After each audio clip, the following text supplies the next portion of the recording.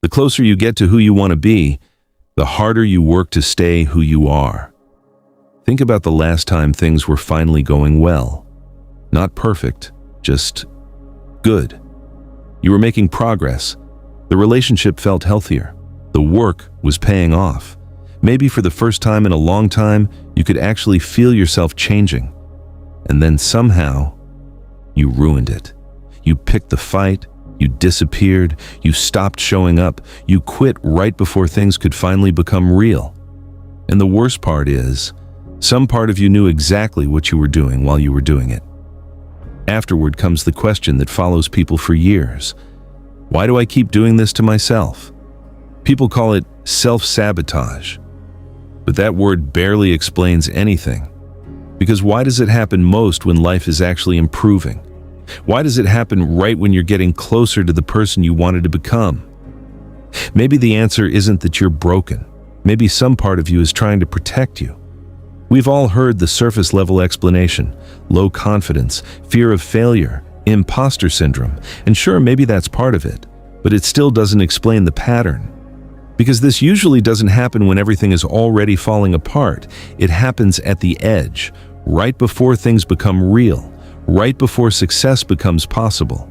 That's when something inside you starts pulling backward. So maybe the real question isn't, why don't I believe in myself?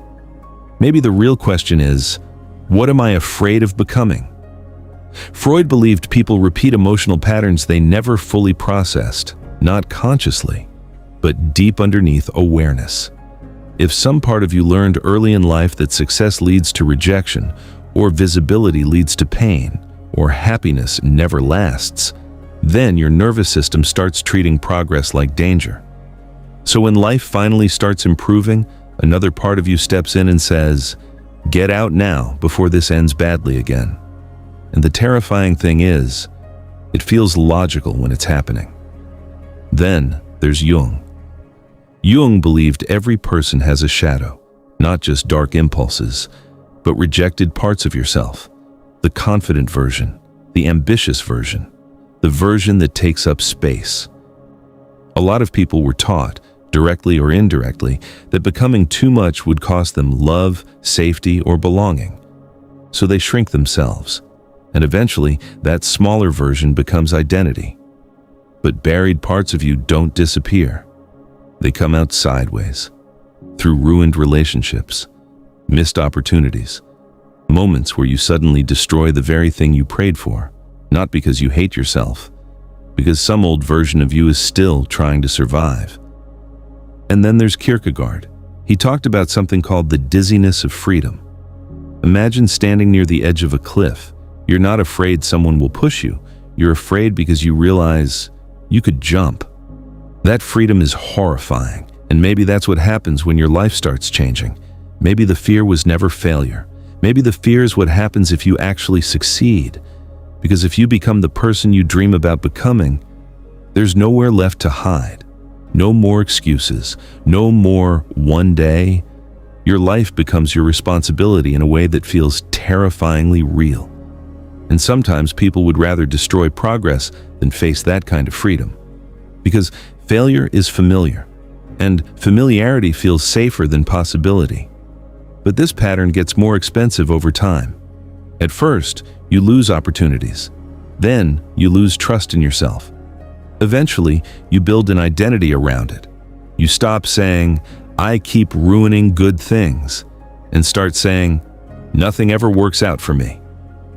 That story becomes dangerous, because once you believe it, your mind starts searching for proof everywhere.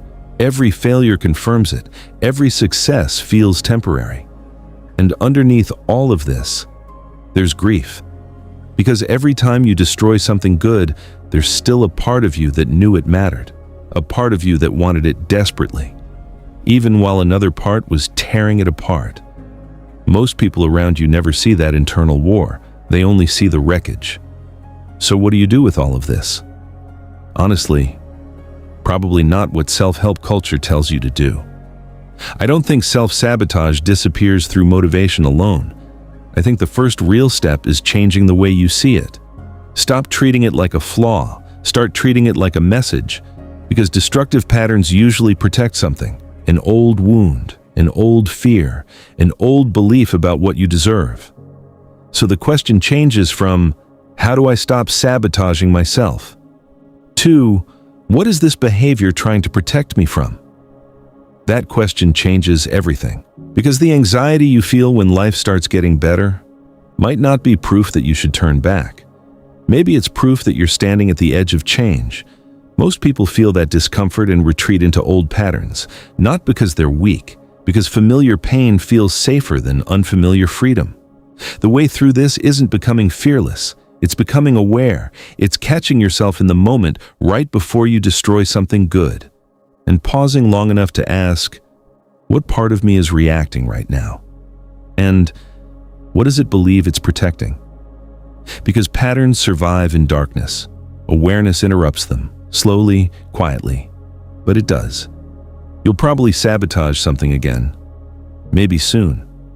Not because you're weak, but because survival patterns don't disappear overnight.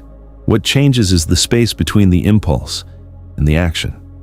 That tiny gap is where freedom begins.